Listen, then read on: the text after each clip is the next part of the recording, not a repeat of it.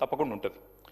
నేను ఒక్క విషయం కోట్ చేస్తా ఉన్నా అధ్యక్ష. గౌరవనీయులు మన రాష్ట్ర గవర్నర్ 15 డిసెంబర్ 2023 నాడు ఆనాడు ఇదే సభలో తమరి నాయకత్వంలో ఆ రోజు ఆనాటి గవర్నర్ తమిళిసై సౌందరరాజన్ గారు చేసిన ప్రసంగంలో ఒక్క మాట మీకు కోట్ చేసి వినిపిస్తాను అధ్యక్ష. ఆ రోజు గవర్నర్ గారు తొలి ప్రసంగంలో వారు చెప్పింది ఏమంటే, ప్రజా సంక్షేమం కోసం, ఇది గవర్నర్ గారు నేను కోట్ చేస్తున్నాను అధ్యక్ష, 6 గ్యారంటీలు ప్రకటించాం. బాధ్యతలు స్వీకరించిన వెంటనే ఇచ్చిన హామీలు చెప్పిన మాటకు కట్టుబడి హామీలకు చట్టబద్ధత కల్పించే ఫైలుపై ముఖ్యమంత్రి రేవంత్ రెడ్డి గారు తొలి సంతకం చేయడం ఈ ప్రభుత్వం సంకల్పానికి చిత్తశుద్ధికి నిదర్శనం. ఇది గవర్నర్ గారు ఆ రోజు 15 డిసెంబర్ 2023 నాడు చెప్పిన మాట అధ్యక్ష. ఇవాళ నేను ప్రభుత్వాన్ని సూటిగా అడుగుతా ఉన్నా అధ్యక్ష, మరి ఏమైంది ఆ సంకల్పం? ఏమైంది ఆ సంతకం? ఎక్కడ పోయింది ఆ చిత్తశుద్ధి? మరి సంతకం పెట్టినని మీరే చెప్తారు ముఖ్యమంత్రి గారు, గవర్నర్ గారు చెప్పారు, ఏదో ఆషామాషి వ్యక్తి కూడా చెప్పలేదు అధ్యక్ష. ఆ తర్వాత అధ్యక్ష 2024 గవర్నర్ ప్రసంగం అయిపోయింది, 25 అయిపోయింది, ఇప్పుడు 26 కూడా నిన్న అయిపోయింది అధ్యక్ష. మరి ఇన్నేళ్ళైనా కూడా సీఎం గారు సంతకం చేసిన ఆ ఫైల్ ఎక్కడ పోయింది అధ్యక్ష? 28 నెలలుగా గడిచిన ఆ ఫైలు ఎక్కడ మాయమైంది? కాకెత్తుకపోయిందా? లేకపోతే ఎఫ్ఎస్ఎల్ అగ్ని ప్రమాదంలో కాలిపోయిందా? లేకపోతే మరి విచిత్రమైన విషయం అధ్యక్ష, ఇది ఒక గవర్నర్ గారు చెప్పిన మాట కాదు, ఇది మీ బాస్ రాహుల్ గాంధీ గారు చెప్పిన మాట. తొలి క్యాబినెట్లోనే 6 గ్యారంటీలకు చట్టబద్ధత కల్పిస్తాం. తొలి క్యాబినెట్. ఇప్పటికి నాకు తెలిసి ఒక 50-60 సమావేశాలు అయినట్టున్నాయి క్యాబినెట్. ఎక్కడ పోయింది అధ్యక్ష మరి తొలి క్యాబినెట్లో 6 గ్యారంటీలకు చట్టబద్ధత అన్నమాట? ఇది కాదు అధ్యక్ష. అధ్యక్ష, క్యాబినెట్ సమావేశాలు ఇన్ని జరిగినాయి, మరి ఫైలు మాయమైంది అధ్యక్ష. ముఖ్యమంత్రి గారు సంతకం చేసిన ఫైలు, తొలి సంతకం, అది కూడా ఎక్కడో చాటుకు చేయలేదు అధ్యక్ష, బహిరంగంగా చేశారు, బహిరంగ వేదిక మీద చేశారు. ఎక్కడ పోయింది ఆ ఫైలు? ఇవాళ నేను ప్రభుత్వాన్ని డిమాండ్ చేస్తా ఉన్నా అధ్యక్ష, ఆ మాయమైన ఫైలు ఆచూకీ కోసం స్పెషల్గా ఒక సిట్ ఏర్పాటు చేయాలని చెప్పి నేను డిమాండ్ చేస్తా ఉన్నా అధ్యక్ష. ఎందుకంటే మాట్లాడితే సిట్టు అధ్యక్ష, గవర్నర్ గారిని, అట్లాగే పవిత్ర సభని, అట్లాగే మొత్తం రాష్ట్ర ప్రజల్ని ఇవాళ మోసం చేసి గవర్నర్ గారి ప్రసంగానికి విలువ విశ్వసనీయత లేకుండా చేశారు అధ్యక్ష. మొదటి ప్రసంగానికి విలువ లేకపోతే మూడో ప్రసంగానికి ఏముంటుంది అధ్యక్ష విలువ? నాకు అర్థం కాదు. ఏం చెప్పారు అధ్యక్ష? నిన్న ముఖ్యమంత్రి గారు మాట్లాడుతున్నారు అధ్యక్ష, బయట ఏమంటున్నారు? 0 వాల్యూ చేశాను ప్రజల ఆస్తుల విలువ కొంతమందిది అని చెప్తున్నారు అధ్యక్ష. ఇవాళ 0 వాల్యూ దేనికి ఉందంటే ఈ రాష్ట్రంలో ముఖ్యమంత్రి గారు చేసిన తొలి సంతకానికి 0 వాల్యూ, ముఖ్యమంత్రి గారు చేసిన సంతకం ఉన్న తొలి ఫైలుకు 0 వాల్యూ, మీ గ్యారంటీ కార్డులకు ప్రజల దృష్టిలో 0 వాల్యూ, మీ డిక్లరేషన్లకు ప్రజల దృష్టిలో 0 వాల్యూ, మూసీలో మీరు ముంచుతున్న ఇళ్లకు కాదు అధ్యక్ష, విశ్వసనీయత కోల్పోయిన మీ ప్రభుత్వానికి ఇవాళ ఈ ప్రజల దృష్టిలో 0 వాల్యూ ఉందని మాట నేను విజ్ఞప్తి చేస్తా ఉన్నా అధ్యక్ష.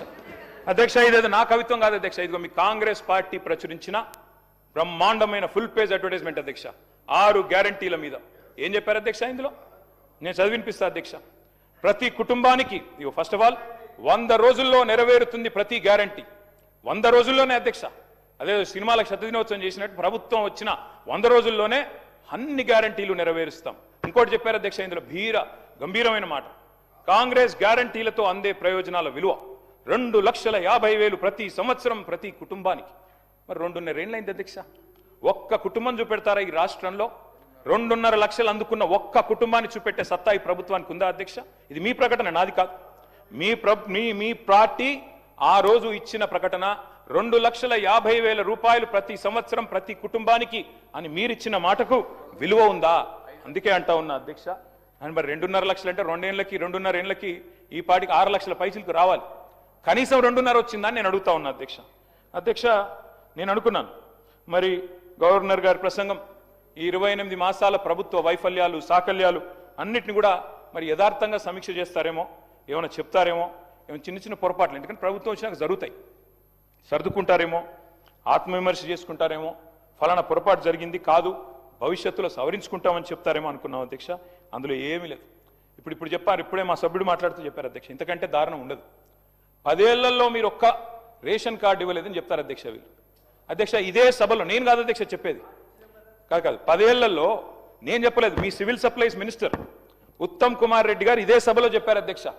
6.5 లక్షల కార్డులు 2014 నుంచి 2023 వరకు ఇచ్చినాము అనే మాట నేను చెప్పలేదు, మీ ఉత్తమ్ కుమార్ రెడ్డి గారు చెప్పారు.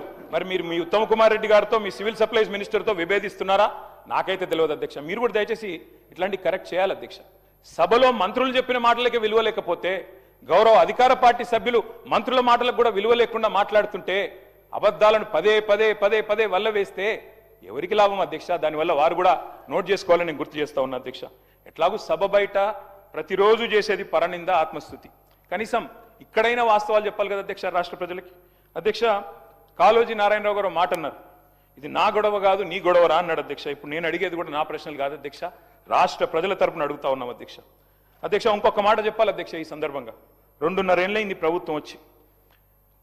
జార్జ్ ఆర్వెల్ అని ఒక పెద్ద ఆయన ఉన్నాడు అధ్యక్ష, ఆయన అన్నమాట, in a time of deceit telling the truth it self is a revolutionary act.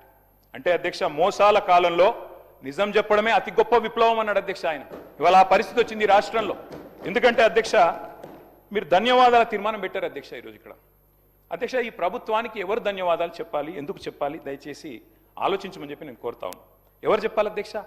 6 గ్యారంటీలు గౌరవనీయులు డిప్యూటీ సీఎం గారు ఆనాడు సిఎల్పి లీడర్ అధ్యక్ష, వారు చెప్పారు అధ్యక్ష చాలా అద్భుతంగా. ఈ గ్యారంటీ కార్డులు భద్రపరచుకోండి, 100 రోజులు జాగ్రత్త పెట్టుకోండి, 100 రోజులు బీరువాలు పెట్టుకోండి, 100 రోజుల తర్వాత కాంగ్రెస్ ప్రభుత్వం వచ్చిన తర్వాత బ్రహ్మాండంగా మరి ప్రతి గ్యారంటీ నెరవేర్చే బాధ్యత మాది. ఇది బట్టి విక్రమార్క గారు చెప్పిన మాట అధ్యక్ష, నాది కాదు. నేను అడుగుతా ఉన్నా అధ్యక్ష, ఎవరు చెప్పాలి ఇవాళ 6 గ్యారంటీలు ఎక్కడ పెట్టుకోవాలి, ఎక్కడ దాచిపెట్టాలి, ఇంకా 100 రోజుల తర్వాత కూడా ఇంకేం చేయాలి, దయచేసి ఆలోచించాలి అధ్యక్ష. అధ్యక్ష, ఇవాళ ఈ ప్రభుత్వానికి ఎవరు ధన్యవాదాలు చెప్పాలి? 4000 పెన్షన్ కోసం ఎదురు చూసి విసిగి వేశారిన 46 లక్షల మంది ధన్యవాదాలు చెప్పాలా? లేదా 6000 పెన్షన్ కోసం అలసిపోయిన, 100 రోజుల్లో ఇస్తామని చెప్పి అలసిపోయిన 5 లక్షల మంది దివ్యాంగులు ధన్యవాదాలు చెప్పాలా? యూరియా బస్తాల కోసం లాఠీ దెబ్బలు తింటున్న 72 లక్షల మంది రైతులు ధన్యవాదాలు చెప్పాలా?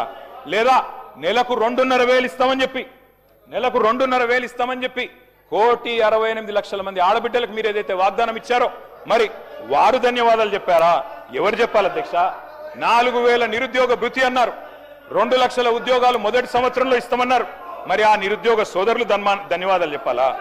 డిఏలు రాక, పిఆర్సీ లేక, బెనిఫిట్స్ అందక నరక యాతన పడుతున్న 10 లక్షల మంది ఉద్యోగులు, పెన్షన్దారులు, అవుట్ సోర్సింగ్ వర్కర్లు, వారు ధన్యవాదాలు చెప్పాలా?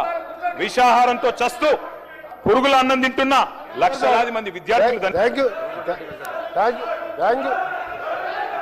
స్పీకర్ సార్, తప్పకుండా మా గౌరవ సోదర శాసనసభ్యులు మా ప్రభుత్వానికి ధన్యవాదాలు చెప్పాలి. మీరు 10 ఏళ్ళు ఒక్క తెల్ల రేషన్ కార్డు ఇయ్యేందుకు, మేము తెల్ల రేషన్ కార్డు ఇచ్చి సన్నబియ్యం ఇస్తున్నందుకు, ఇవాళ 20,000 కోట్లతోని మా ఫైనాన్స్ మినిస్టర్ గారు ఇవాళ యంగ్ ఇండియా స్కూల్స్ పేరు మీద కుల మతాలకు అతీతంగా ఒక యంగ్ ఇండియా ఇంటర్నేషనల్ మోడల్లో ఇవాళ స్కూళ్ళు కట్టి సగం స్కూల్ పూర్తిగా వస్తున్నందుకు ఇవాళ ఆర్టీసీలో 278 కోట్ల మంది 11,000 కోట్ల రూపాయలు ఇవాళ ఆర్టీసీకి చెల్లించి ఉచితంగా మా అక్కా చెల్లెలు బడికి పోయినా, గుడికి పోయినా, అమ్మగారింటికి పోయినా ఉచితంగా పోతున్నందుకు, ఇంకా ఈరోజు మీరు గ్రామాలలో చూడండి, ఏ గ్రామానికి వెళ్ళా 30-40 ఇందిరమ్మ ఇల్లు కడుతున్నందుకు తప్పకుండా మీరు ధన్యవాదాలు చెప్పాలి. మీరు ఇంకొక విషయం, మీకు ఏం చెప్పాలి ధన్యవాదాలు? దళితుని ముఖ్యమంత్రి చేసిన ధన్యవాదాలు చెప్పాలా? 2 బెడ్రూమ్ ఇల్లు ఇచ్చిన ధన్యవాదాలు చెప్పాలా? మేము ఒక్కటే చెప్తున్నాం, కేటీఆర్ గారికి మేము చేసిన కార్యక్రమాలు చెప్పండి, మేము చేసిన మంచి కార్యక్రమాలు చెప్పండి, మీరు చేయవలసిన మేము చెప్తున్నాం. మేము స్పీకర్ సార్, మీరు ఒక నిమిషం వినండి, మీరు ఓపిక తెచ్చుకోండి, మీరు కొద్దిగా ఓపికతోని వినండి. మీరు గౌరవ కేటీఆర్ గారు శాసనలో వాళ్ళు వింటున్నారు, మీరు ఓపిక తెచ్చుకోండి. మేము కొన్ని చేసినాం, కొన్ని కార్యక్రమాలు చేసినాం. మొదటగా పేదవాళ్ళకు సంబంధించిన కార్యక్రమాలు చేసుకుంటూ అప్పుల బారిన పడ్డ ఈ రాష్ట్రాన్ని గాడిలో పెట్టుకుంటూ ఒక్కొక్క కార్యక్రమాలు చేస్తూ మీరు మొదలుపెట్టి రిజర్వాయర్ కట్టిండు, ల్యాండ్ ఎక్విజిషన్ లేదు, ప్రాజెక్ట్ లేవు, నీళ్లు లేవు, లక్షల కోట్లు అప్పు చేసాను. అవన్నీ కూడా సెట్ చేసుకుంటూ ఈ 2.5 సంవత్సరాల్లో 3,25,000 కోట్ల అప్పులు మీరు చేసిన దాన్ని బాకీలు కట్టి ఓ రాష్ట్రాన్ని గాడిలో పెడుతున్న సందర్భంలో తప్పకుండా మీరు ధన్యవాదాలు చెప్పాలి. ప్రజలను మోసం చేసేందుకు మీరు క్షమాపణ చెప్పాలి. మీరు కేటీ రామారావు గారు సార్ ఇవ్వండి సార్, మా శ్రీనివాస్